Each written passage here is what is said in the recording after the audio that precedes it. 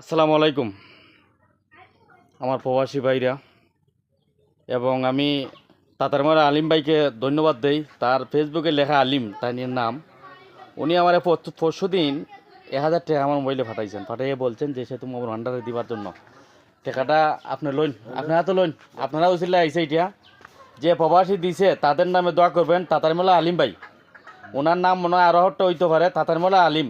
উনি বলছে যে আমার নাম আলিম, ওরা দিবা। সে তোমার আমি আমার অনুরোধ, জয়বার ওই প্রবাসীরা টাকা দিছে সবার জন্য দোয়া করবেন। আর অনুরোধ হইল, প্রবাসীরা বলছে যে আপনাদেরকে নামাজের আদেশ করতাম, আপনারা নামাজ পড়তেন, প্রবাসীরা আপনার পাশে থাকবেন, বুঝছেন?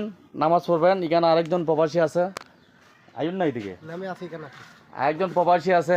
এই বিষয়টা আপনাদের কাছে কেমন লাগে একটু কথা বলবেন। আলহামদুলিল্লাহ, আমরা যে কথাটা শুনলাম যে কাতের মোলার আলিম, অত মনে হয় আমিও চিনি, দেখলে তার হইব। এরা যারা দিছ এরা খুব অসহায় হই, আর কোনো বাচ্চা কাচ্চা নাই, একটা ছেলে সন্তান নাই। কত মানুষের দ্বারা যায় আর মানুষের কিছু কিছু দেয়, হিসাবেই চলতেছে আর কি। আর হে আছে থাকলেও হেরও অসুখ বেশি, এও চলাফেরা করতে পারে না। এনে দিছেন, আমরা ধন্যবাদ জানাই। আমরা দোয়া করবো তোমরা লাগে যে আল্লাহ তোমরা সুস্থ রাখুক আর কামে কাজে আল্লাহ সফল করুক। এটা আমার কথা শেষ করলাম। বিশেষ করে আমি চেয়ারম্যান সাহেবের দাওয়াত দিলাম, চেয়ারম্যান সাহেব নাই কেন, তাই বড় বাজার। আমার একজন প্রবাসী ভাই কথা বলবেন। আসসালামু আলাইকুম সবাইকে। আপনার নামটা পরিচয় দেন। আমার নাম, আমি গ্রিস প্রবাসী মোহাম্মদ সুমন মে। আর সবাই যারা প্রবাসীরা ভাই যারা যারা আছেন সবাই একটু সহযোগিতার হাত বাড়াইবেন তার জন্য। তারা একেবারেই অসহায়। আমি আইসলাম এখানে একটা দরকার একজনের বাসায়, আমি দেখলাম যে অবস্থা, তারা একেবারেই অসহায়। বুঝছেন? সবাই যতটুকু পারে ততটুকু একটু সহযোগিতা করবে তারা। আমার অতটুকুই। আসসালামু আলাইকুম, ধন্যবাদ। এই মোবাইলটা একটু ধরো, আমি 2-3টা কথা বলি। এমনি ধরো। আসসালামু আলাইকুম ফেসবুক বন্ধুরা এবং প্রবাসী ভাইরা। সে তোমার যে লোকটা সাহায্য করছে, তুমি তার জন্য দোয়া করবা নি? এরা বলছে তুমি নামাজ পড়ে ওদের জন্য দোয়া করতা। আর যদি ভালো মতে চলো, প্রত্যেক প্রবাসী তোমার প্রতি নজর নিব। তবে আমার একটা প্রস্তাব, যেহেতু আপনার ছোট পরিবার সাহায্য তুলে আনে, পয়সাটা সঠিকভাবে তিনজনে বাইকটা খাইতেছো নিতে জানতে চাই। আচ্ছা ঠিক আছে, তাইলে উনি বললেন কেন যে আমি ভিডিও দিতাম না? তুমি কেন বলে আমি আমি আমার কাছে দিলে তো আমি একান্নটি বাজার করি।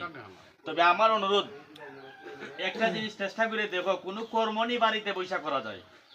যদি তুমি যে কোনো একটা দোকান টাকান দিলে তুমি মনে করো পরিবারটা চলবো, তাইলে আমার প্রবাসী বাগে এলাকার নেতৃবৃন্দ যারা আছেন, এখানে যারা আছেন বাগে চেয়ারম্যান সাহেব লইয়া তোমার একটা ব্যবসা বাণিজ্যর বিধি ব্যবস্থা করে দিব। তোমার কোনো সিস্টেম করা যায়নি এরকম কোনো তোমার জানা আছে নি যে কোনো ব্যবসা করলে তুমি বাড়িতে বসে চলতে পারবে? সাহায্য মানুষ কতদিন দিবে? যদি একটা ব্যবসা বাণিজ্য 5-10 হাজার টাকার ভিতরে কোনো দোকান, কি ব্যবসা দিলে তুমি চলতে পারবা? এখানে কি তোমার জায়গা আছে?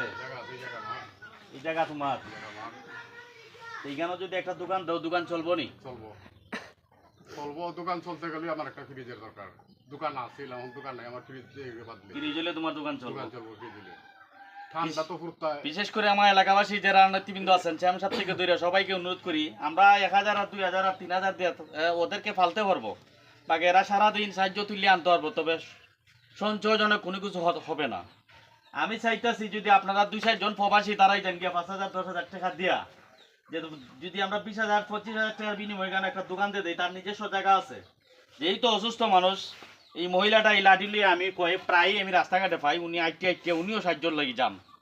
অনুরোধ করি একটাই, আমরা যেন চেষ্টা করি এলাকার যারা প্রবাসীরা আছেন, হয়তো আপনারা চিনেন, আমিও চিনি, বাকি আমারও যারা চিনেন, একটু সাহায্যের হাত বাড়িয়ে দেন, যাতে এখানে একটা ব্যবসা দিয়ে তারা দিতে পারি, যাতে এইভাবে এই মহিলাটা কষ্ট না করতে হয়। যদি ভিডিওটা ভালো লাগে একটু শেয়ার কমেন্ট করবেন। আর কোনো হৃদয়মান ব্যক্তি যদি সাহায্য করতে চান, এই নাম্বারে একটু যোগাযোগ করবেন, ওনার নাম্বারটা ভিডিওতে দিয়ে দেবো। আসসালামু আলাইকুম, আল্লাহ হাফেজ।